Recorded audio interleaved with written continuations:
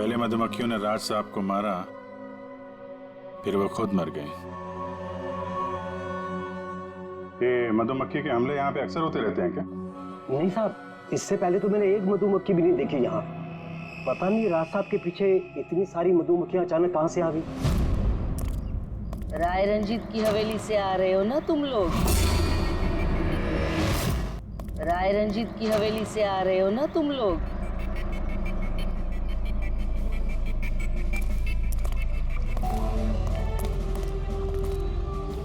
क्या कहा आपने?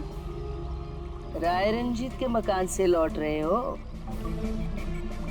आप कौन है? क्यों गए थे वहां?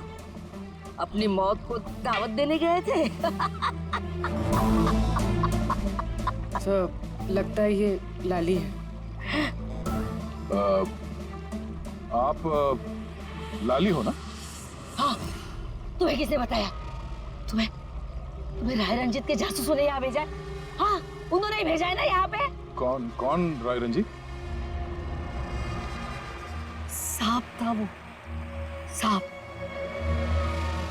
उसने मेरी दादी को धोखा दिया, उन्हें अपने ही घर से धक्के मार के निकाल दिया। निकालो इसे बाहर। छोड़िए मुझे, मुझे मेरे घर से मत निकाल, मुझे मेरे घर से मत। शर्म आनी चाहिए तुम्हें रंजीत, तुम अपनी खुद की भाभी को घर से बाहर निकाल रहे हो। कम से कम अपने भैया का तो लिहाज किया होता। अरे उनका क्या लिहाज करना, उन्होंने खुद ही तो अंगूठा लगाकर ये घर मेरे नाम किया है। तूने उन्हें शराब पिलाकर धोखे से अंगूठा लगवाया था। अब क्यों किया, कैसे किया, इस गहराई में जाने से क्या फायदा। समझने वाली बात तो ये है कि ये मकान अब मेरा है और तू सड़क पर आ गई है। चलो निकलो इसे यहाँ से। तेरे हिस्से में ना सिर्फ घर नहीं आया है, एक मकान आया है। एक ऐसा मकान जिसके हर कोने में मेरी बदुआएं गूंजेगी। मैं तुझे श्राप देती हूँ, सिर्फ तू ही नहीं, इस घर का जो भी मकान मालिक बनेगा वो जिंदा नहीं बचेगा। मौत का खेल होगा यहाँ, मौत का खेल।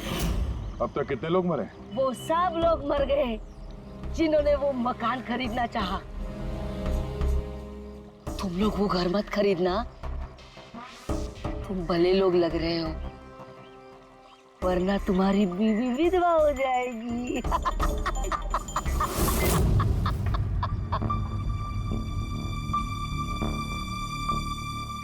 माँ जी, ये कुछ पैसे हैं, काम आएंगे।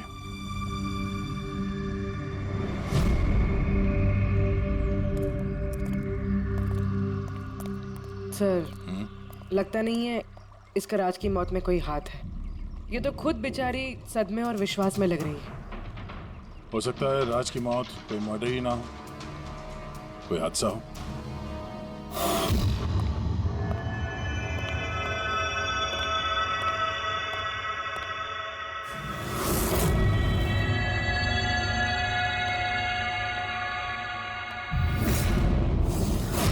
अरे ये कमरा खुला कैसे है?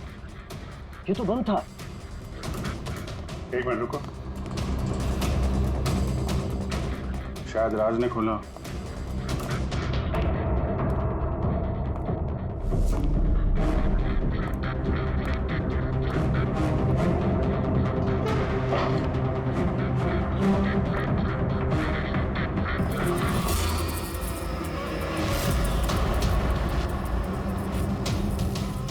ये है तो छत्ता यहाँ पे। इधर आ। जी सर।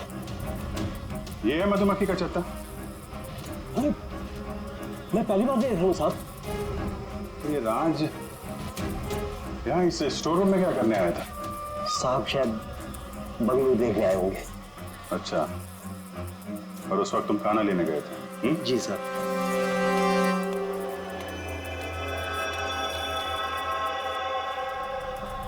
वो कौन है? वो कमल है साहब, यहाँ का माली। जब राज साहब की मौत हुई थी तो ये था यहाँ पे? जी हाँ था। कमल इधर आओ, साहब बुला रहे। जी सर। कमल, जब राज साहब की मौत हुई थी तो यहाँ आसपास किसी अनजान आदमी को देखा था तुमने? कोई अजीब सी घटना हुई हो? नहीं साहब, तो ये छत्ता यहाँ पे है तो तुम्हें कुछ काम करने में परेशानी नहीं होती? मधुमक्खी ने काटा नहीं तुमको कभी? नहीं सर, मधुमक्खी तो तब काटती ना जब यहाँ कोई छत्ता होता। पहले तो मैंने ये छत्ता यहाँ देखा ही नहीं साहब। क्या बात कर रहे हैं? हाँ साहब, मैंने आपसे पहले कहा ना कि इससे पहले इस घर में हमने एक मधुमक्खी भी नहीं देखी। कमाल है। फिर ये छत्ता आया कहाँ से? और मधुमक्खियों ने राज को ही क्यों काटा? ये तो कोई एक्सपर्ट ही बता सकता है। आसान के क्या पता चला राज की मौत के बारे में? मौत कैसे हुई? बॉस, इसकी मौत मधुमक्खियों की वजह से हुई है। यार तुझे पूरा यकीन है राज की मौत मधुमक्खियों की वजह से ही हुई है? हाँ बॉस, ये डॉक्टर ने जो रिपोर्ट बनाई है मैंने वो भी देख ली। इस राज का अच्छी तरह से चेकअप भी कर लिया। मुझे पूरा यकीन है राज की मौत मधुमक्खियों के डंक के जहर की वजह से ही हुई है। सर, बचपन में मुझे मधुमक्खी ने काटा था, मैं तो जिंदा हूँ। हाँ सालू के साहब, पंकज पे जहर का असर क्यों नहीं हुआ? अरे पंकज को मधुमक्खी ने काटा था, मधुमक्खियों ने नहीं काटा था। बॉस, अगर एक दो मधुमक्खी काटे तो बात समझ में आती है, लेकिन सैकड़ों मधुमक्खियां अगर हमला कर दे तो इट्स इम्पॉसिबल। मधुमक्खियों के डंक से? साळुंखे कहता है कि राज की मौत मधुमक्खियों के डंक से हुई है, मधुमक्खियों के जहर से। और राज की मंगेतर वंदना कहती है कि राज का खून हुआ है।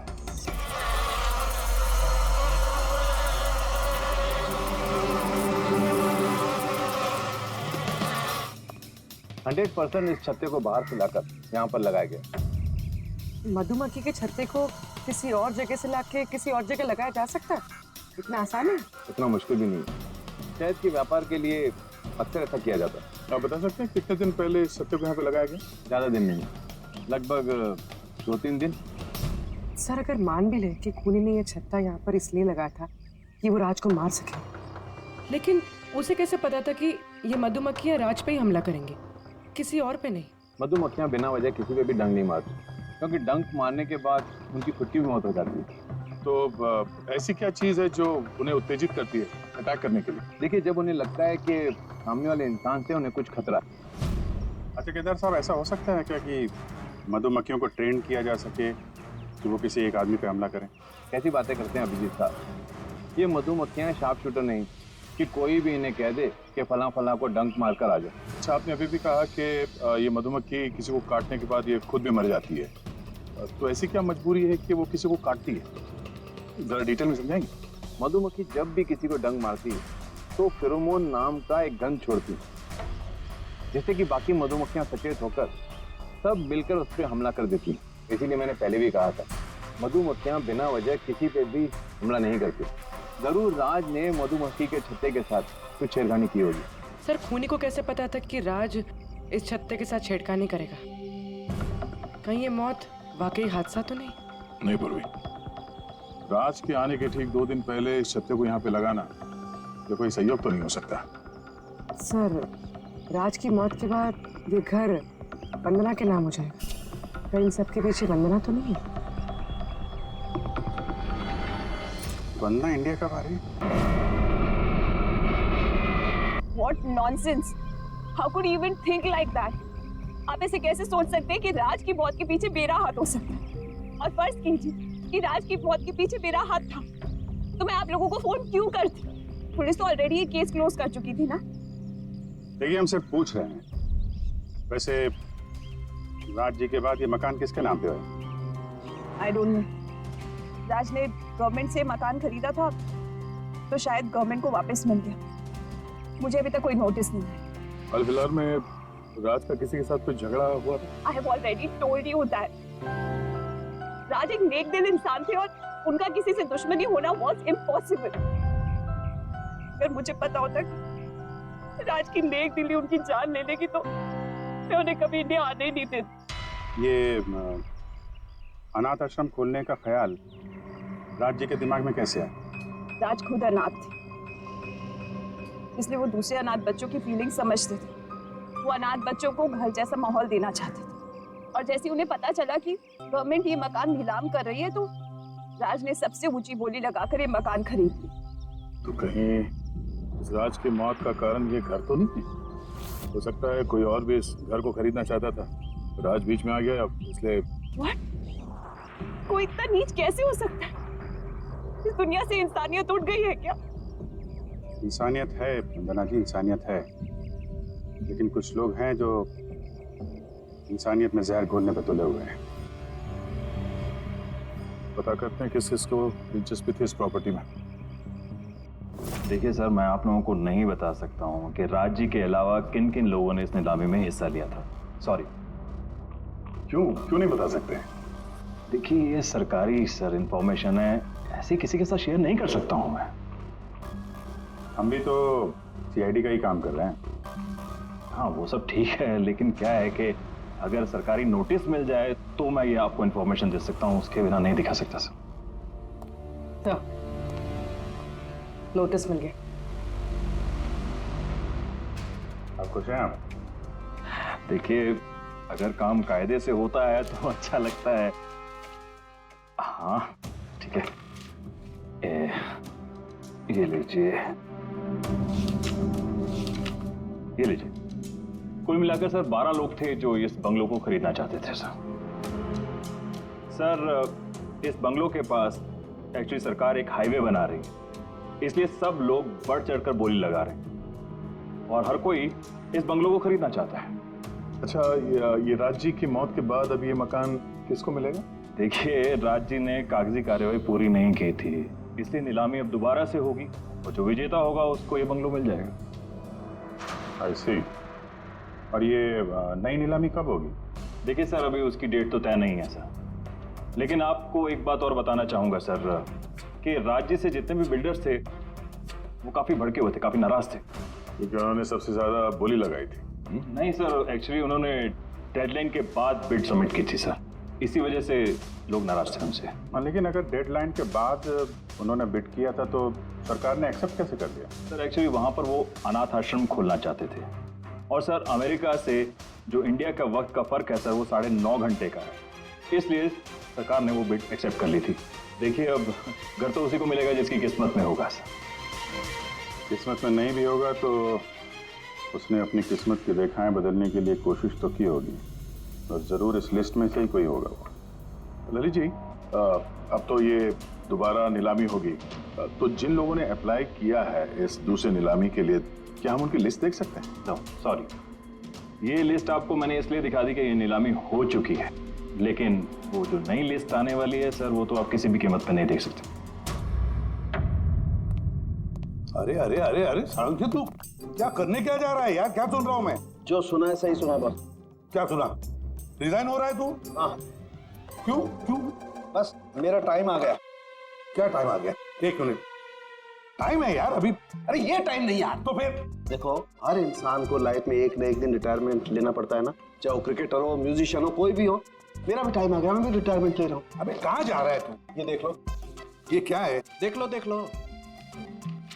यार क्या तू कर रहा है साळुंखे? समझ में नहीं आ रहा है ये। एयर टिकट कहाँ जा रहा है? हाँ, लंदन। अरे वाह रे वाह। पंकज कैंसिल कर। नहीं कैंसिल नहीं होगा। अबे रिफंड मिल जाएगा, पैसे वापस मिल जाएंगे, कल की टिकट है, डोंट वरी। मुझे रिफंड नहीं चाहिए, मैं जा रहा हूँ वापस। यार तू ऐसे कैसे जाएगा? क्या हुआ क्या? अरे इतनी बड़ी गलती होगी कि शर्म आ रही है अपने आप पर। ऐसी कौन सी गलती हो गई? वो मधुमक्खियों वाला केस। मधुमक्खियों वाला केस? हाँ यार, हादसा नहीं है बॉस, वो खून है खून। यही मुझसे गलती हो गई। मधुमक्खी के एक्सपर्ट से बात हो गई तेरी? क्या बताया उसने? यार एक्सपर्ट से भी बात की, मैंने अच्छी तरह से चेक भी किया, तब मुझे पता पड़ा ये तो हादसा नहीं है, खून है। मधुमक्खियों को तो वो हथियार के तौर पर इस्तेमाल कर रहा है यार। सालों के सब वो किसे? देखो, मधुमक्खियां कब आती हैं इंसान के पास? जब उन्हें फेरोमोन की गंध आती तभी ना। हाँ, जब उन्हें इंसानों से खतरा लगता है तब मधुमक्खियां इंसान के पास आती है, डंक मारती है। बस यार यही मुझसे गलती हो गई। तो मैंने सोचा ही नहीं कि फेरोमोन तो बनाया भी तो जा सकता है ना यार। हाँ यार, फेरोमोन तो आर्टिफिशियली भी बनाया जा सकता है, लेबोरेटरी में, फैक्ट्री में। मतलब किसी ने ये आर्टिफिशियल फेरोमोन बनाया और वो किसी भी तरह से राज के शरीर पर लगा दिया, बस मधुमक्खियां आ गई और उस पर अटैक कर दिया।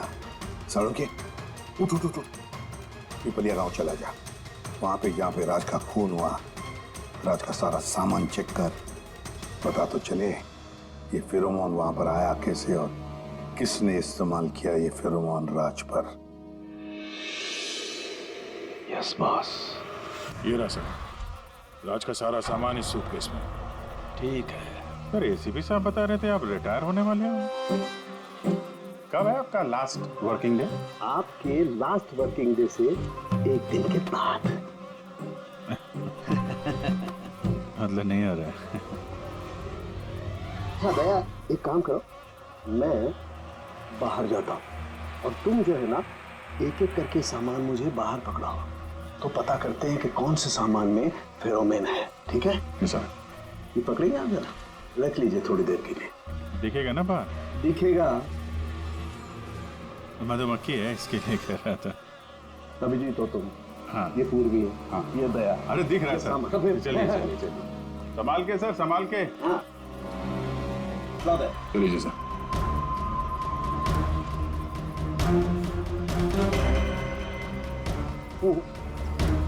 नहीं, इसमें फेरोमोन नहीं।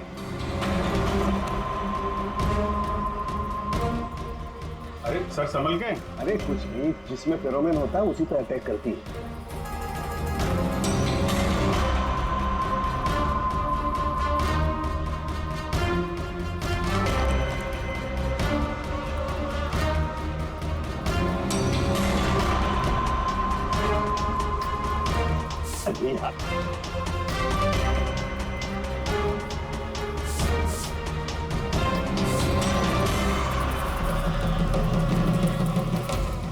हरकत हुई, देखो देखो, अटैकिंग मूड में आई है ये मधुमक्खी, देखो।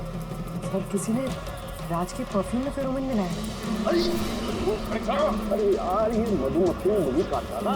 सर आप निकलो यहाँ से। अरे यार, अरे पानी में जाओ, पानी में। पानी किधर है? अरे सामने उतर सर। अरे उधर कुआं है सर, जाओ ना। कुएं में घुस जाओ। अरे सर निकलो यहाँ से। जाइए सर।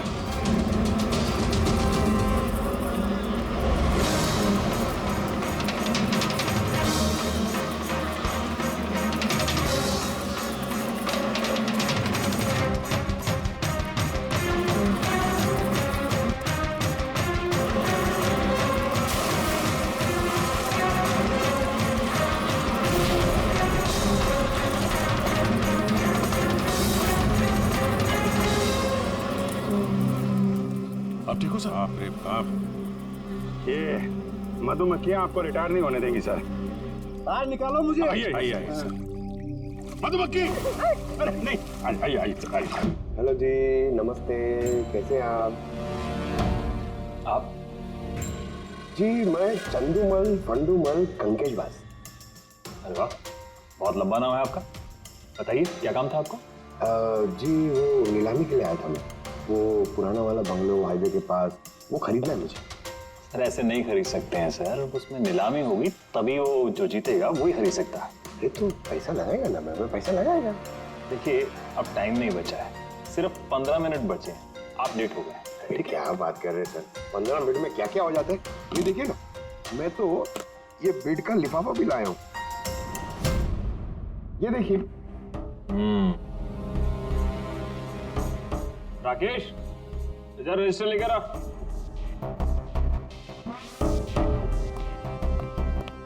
साहब को दो, एंट्री कीजिए साहब। हाँ यहाँ पर एंट्री कर दीजिए। अच्छा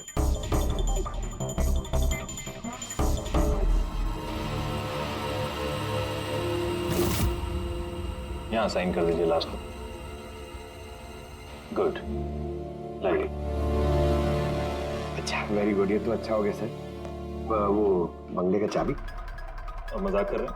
अरे चाबी ऐसे थोड़ा ना मिलती। अरे भाई बोली लगेगी, नीलामी होगी, उसके बाद जो जीतेगा उसको मिलेगा। भाई क्या बात कर रहे हैं आप? बिड तो मैं ही जीतूंगा, ये पक्का है। भाभी और बच्चों को मेरा प्यार देना, ठीक है सर? Thank you. पता नहीं कहाँ से चले आते हैं, कमाल है।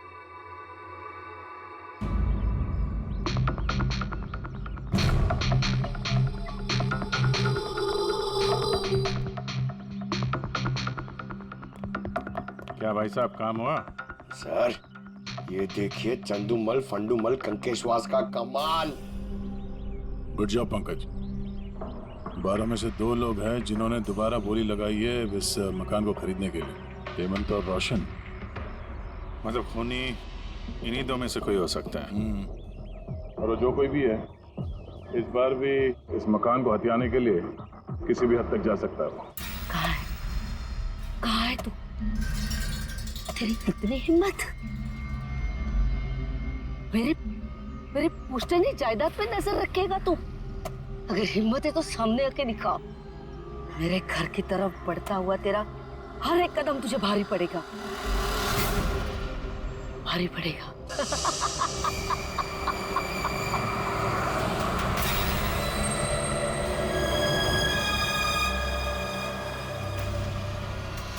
यार यहाँ पे तो कोई भी नहीं दिख रहा, किससे पूछूं? इतना घना जंगल है, कोई साइन बोर्ड भी नहीं है यहाँ पे।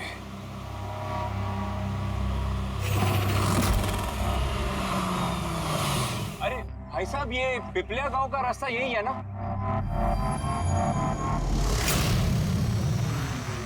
अरे सुनो ना भाई साहब, अरे बड़ा अजीब आदमी है।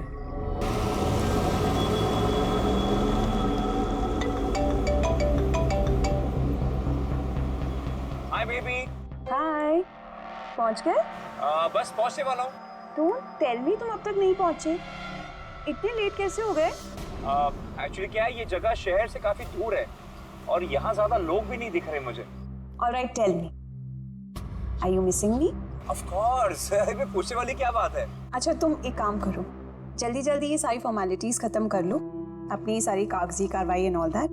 उसके बाद मे बी नेक्स्ट फ्लाइट से I can come and join you in India. What's it? Great, that's good news.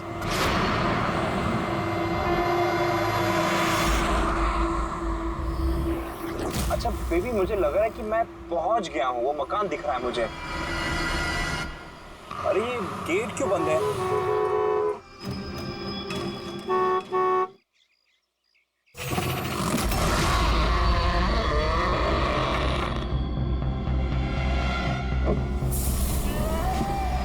जी? राय रंजीत के मकान में जा रहे हो? हाँ? मत जा, वो तेरी जिंदगी की सबसे बड़ी गलती होगी। मत जा। लेकिन आप कौन हो? मैं तुम्हारी मौत, तुम्हारी मौत।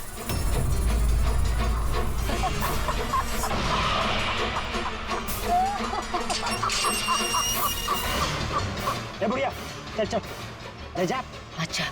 अच्छा वरना तू भी मरेगा, तू भी मरेगा। मत जा वरना तू भी मरेगा, तू भी मरेगा। नमस्ते साहब, आप राज साहब हैं? हाँ। आइए। Hello Raj, Raj are you okay? कौन था? हाँ, अरे वंदना मैं ठीक हूँ, कोई नहीं था और मैं पहुंच गया हूँ। ठीक है, बंगले पे मैं कॉल करता हूँ तुम्हें।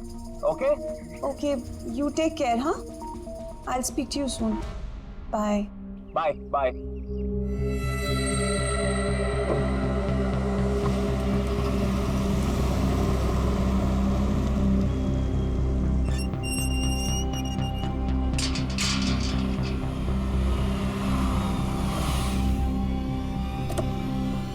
आइए साहब।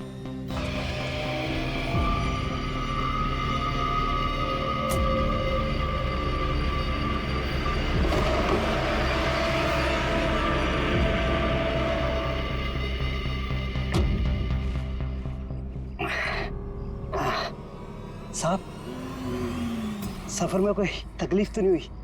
नहीं, लेकिन वो औरत कौन थी? बुढ़िया औरत जो आपसे बात कर रही थी ना, लाली नाम है उसका, थोड़ी अजीब सी है। आपको उसकी बातों का बुरा तो नहीं लगा? नहीं, बुरा नहीं लगा मुझे, पर मुझे एक बात समझ में नहीं आई कि उस औरत ने मुझे यहाँ आने से मना क्यों किया। जाने दीजिए ना साहब उसकी बातों का, थोड़ी सी हिली हुई है, कुछ भी बकती रहती है। आप आइए, अंदर आइए।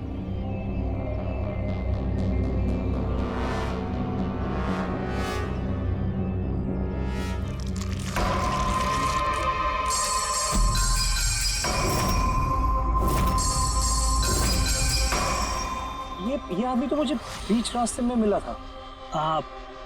उसका नाम कमल है, यहाँ का माली। हमने सोचा अब आप यहाँ पर रहने वाले हैं तो क्यों ना बगीचे के जो रंग बिरंगे फूल हैं फिर से खिल उठाएं। अच्छा आइए साहब।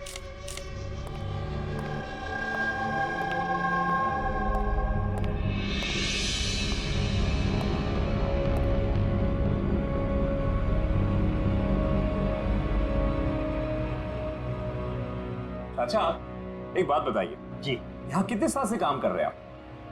बस साहब ये समझ लीजिए कि मैंने बचपन में चलना यहीं से सीखा था, और अब इस घर से तभी जाऊंगा जब मेरी अर्थी उठेगी। साहब अब ये घर आपका है, कहीं आप मुझे नौकरी से निकाल तो नहीं देंगे? अरे नहीं नहीं नहीं चाचा, ऐसे कैसे बात कर रहे हैं आप? ऐसी कोई बात नहीं, बिल्कुल बेफिक्र रहिए। और इसमें इतने बड़े घर की देख रेख आपके सिवा और कौन कर सकता है? हाँ? वाकई में आप बहुत नेक इंसान हैं। आइए।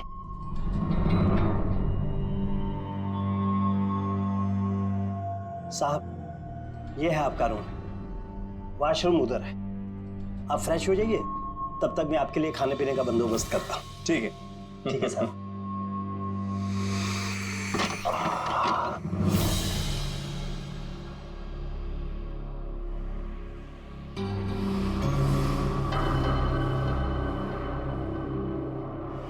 चला जा, चला जा, चला जा, वरना तू भी मरेगा।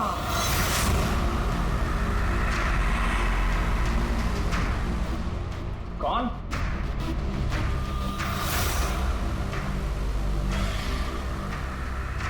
मैंने कहा ना, चला जा।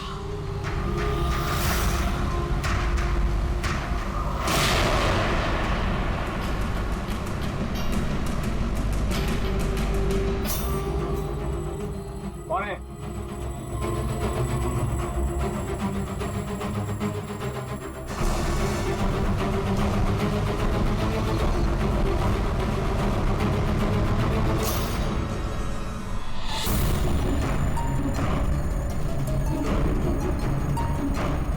जैसे बाकी लोग मरे हैं वैसे तू भी मरेगा।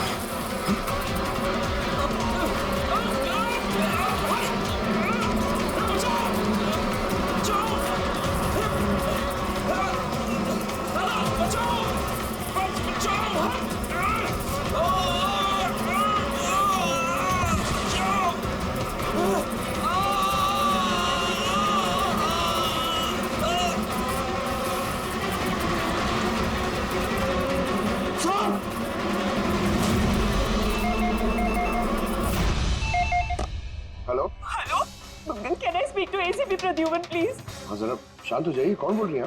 मैं कौन बोल रही हूँ, मुझे क्या काम है, मैं सिर्फ उन्हें बताऊंगी। Can you just make me speak to him right now, please? एक मिनट होल्ड करिए। सर, हाँ सर, फोन कॉल है। सर कोई लेडी है, बहुत रो रही है, कह रही है सिर्फ आपसे बात करेगी। Hello hello, ACP Pradyuman. हाँ मैं एसीपी प्रद्युमन बोल रहा हूँ। सर, हाँ कहिए। सर मैं वंदना बोल रही हूँ अमेरिका से। हाँ बताइए। सर मेरे साथ बहुत बहुत बहुत बुरा हुआ सर। क्या हुआ आपके साथ? सर मेरे फियांसे राज इंडिया गए थे पुश्तैनी मकान खरीदने। सर मधुमक्खियों के काटने से उनकी मौत हो गई। अच्छा तो बताइए मैं क्या कर सकता हूँ आपके लिए? सर लेकिन मुझे लगता है कि उनकी मौत मधुमक्खियों के काटने से नहीं हुई। इनफैक्ट उनका मर्डर हुआ। He's been killed। तो ऐसे क्यों लगता है आपको कि उनका खून हुआ है? सर वो जब प्रॉपर्टी खरीदने के बाद कागजी कार्रवाई के लिए जा रहे थे तो तब क्या हुआ? सर मैंने साफ सुना था राज को कोई औरत धमका रही थी। कौन थी वो औरत? No sir, I have no clue. जरा एक बात बताइए, क्या आपके राज की यहाँ इंडिया में किसी के साथ कोई दुश्मनी थी, कोई झगड़ा वगड़ा हुआ था? नहीं सर, राज की किसी के साथ कोई एनिमिटी, कोई दुश्मनी नहीं थी। इनफैक्ट राज तो इंडिया में किसी को जानता ही नहीं था। तो फिर कौन कर सकता है ये? कौन जान ले सकता है राज की? क्या आपको किसी पर शक है? नहीं सर, कोई शक नहीं। सर राज तो एक नेक काम करने जा रहे थे। कैसा काम? He wanted to start an orphanage। सिर्फ एक अनाथ आश्रम खोलना चाहते थे वो। वाकई नेक काम है, लेकिन किससे खरीदने वाले थे मकान वो? सब मकान तो वो ऑलरेडी खरीद चुके थे गवर्नमेंट से नीलामी के बाद। वो सर इंडिया कागजी कार्रवाई के लिए गए थे। देखिए एक काम कीजिए, सारे के सारे डिटेल मुझे भेज दीजिए, मैं आपकी पूरी की पूरी मदद करूंगा, ठीक है? सर मैंने सीआईडी के बारे में बहुत सुना है। सर मुझे भी जस्टिस मिलेगी ना? वंदना जी, मैं आपसे वादा करता हूँ आपको पूरा का पूरा इंसाफ दिलाएंगे हम, और जिसने भी आपके राज के साथ बुरा किया है उसे हम सजा दिलवाएंगे। वंदना, उसका मंगेतर राज अमेरिका से इंडिया आता है मकान खरीदने, अनाथ आश्रम चलाने, और राज की मौत होती है मधुमक्खी के काटने से। इंटरेस्टिंग।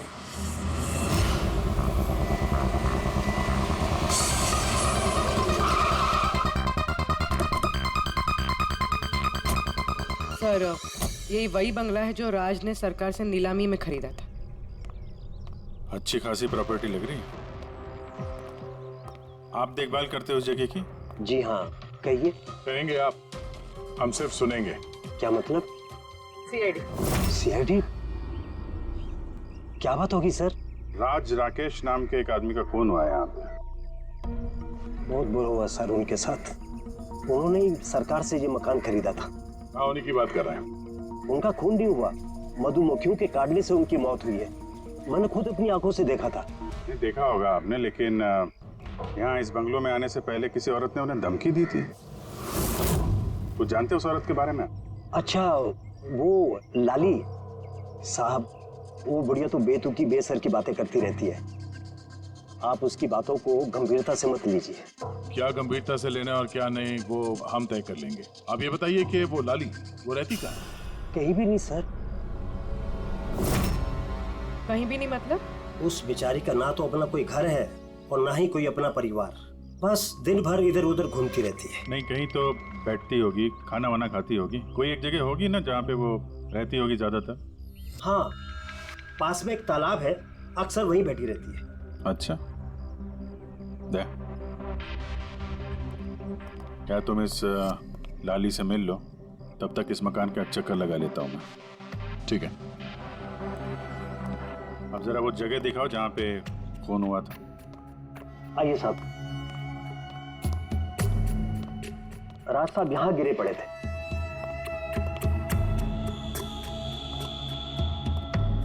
दोस्तों, अब ये वक्त आ गया है कि बता दिया जाए कि नीलामी का विजेता आखिर है कौन। और मुझे बताते हुए बहुत खुशी हो रही है कि नीलामी के जो विजेता है मिस्टर रोशन। रोशन जी, आपको बहुत बहुत बधाई हो। एक मिनट, काय की बधाई हो? सबसे ज्यादा बेट मैंने लगाई थी, ये कैसे जीत गए?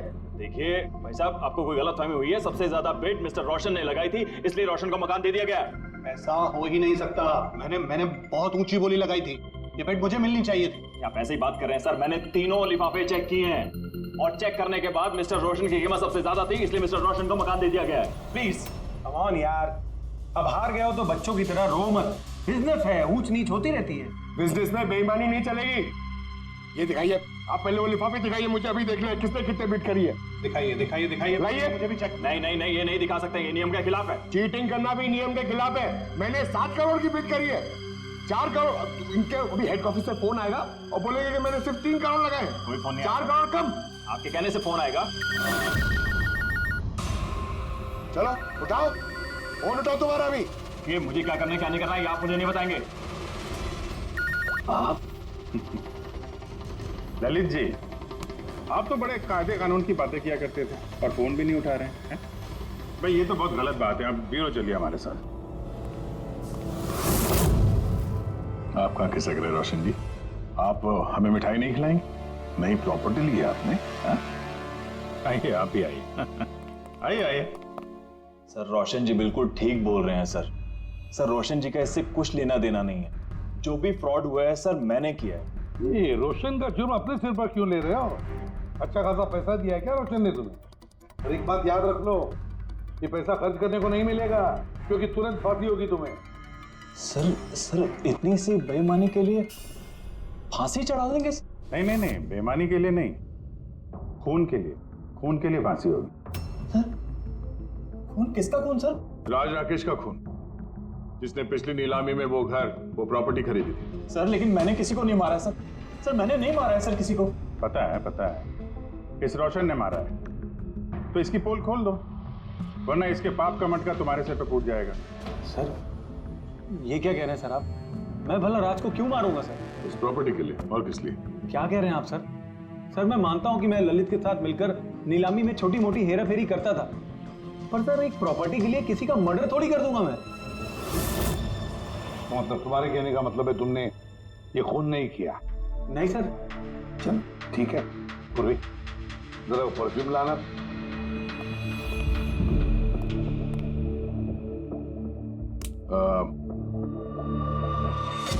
ये परफ्यूम छिड़क दूं?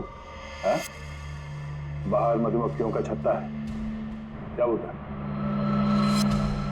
Sir perfume? हाँ आपकी मर्जी सर, लेकिन हमारे इस केस से परफ्यूम का क्या लेना देना सर? मुझे वाकई पता नहीं इस परफ्यूम का कोई इस केस से संबंध है। सर जी हम सच कह रहे हैं सर, राज जी की मौत से हमारा कोई संबंध नहीं है सर। ललित बिल्कुल ठीक कह रहा है सर।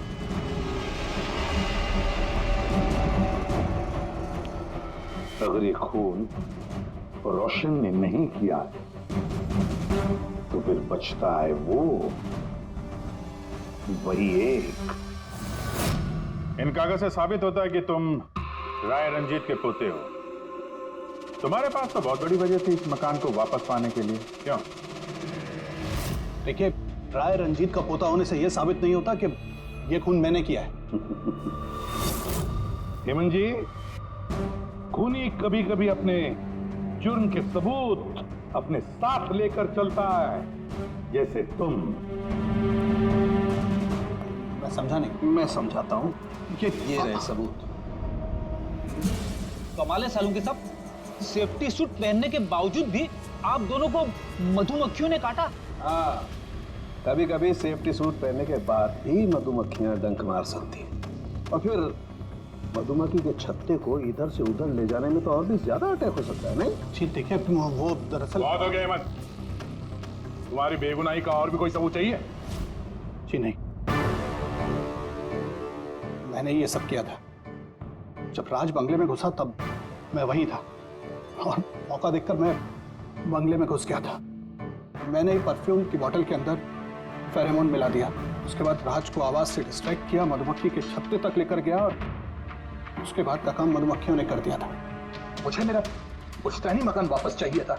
वाह रे वाह, अपने पुश्तैनी मकान के लिए तुमने एक नेक इंसान का खून कर दिया।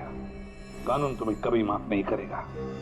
तुम्हें कम से कम आजीवन कारावास की सजा होगी। ले जाओ इसे पंकज।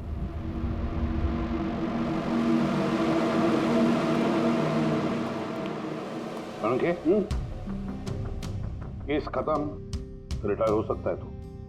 मुझे रिटायर होना ही नहीं है। कल तक तो बोल रहा था रिटायर करूं। वो कल की बात थी। भगवान, मतलब पीछा तो नहीं छूटने वाला इस आदमी से अपना। हाँ, पीछा नहीं छूटने वाला है किसी का, किसी से नहीं। मुझे तुम्हारे बिना चैन नहीं और तुम्हें मेरे बिना चैन नहीं। ये लीजिए, सरकार ने बंगलो अब राज से आपके नाम करने का निर्णय लिया है। उम्मीद है कि अब आप मिस्टर राज के अनाथ आश्रम खोलने का सपना पूरा कर पाएंगे।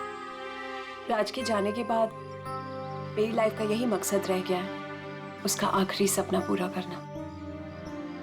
But thank you so much Raj को जस्टिस दिलाने के लिए। हमने जो कुछ भी किया वो तो हमारा फर्ज था। आपको और कोई मदद की जरूरत हो तो हमें जरूर याद करिएगा। कभी कभी आते रहिएगा, उन बच्चों को भी आपसे इंस्पिरेशन मिलेगी। ये भी कोई पूछने की बात है? हो सकता है उन बच्चों में हमें कोई हमारा नया सीआईडी ऑफिसर मिल जाए।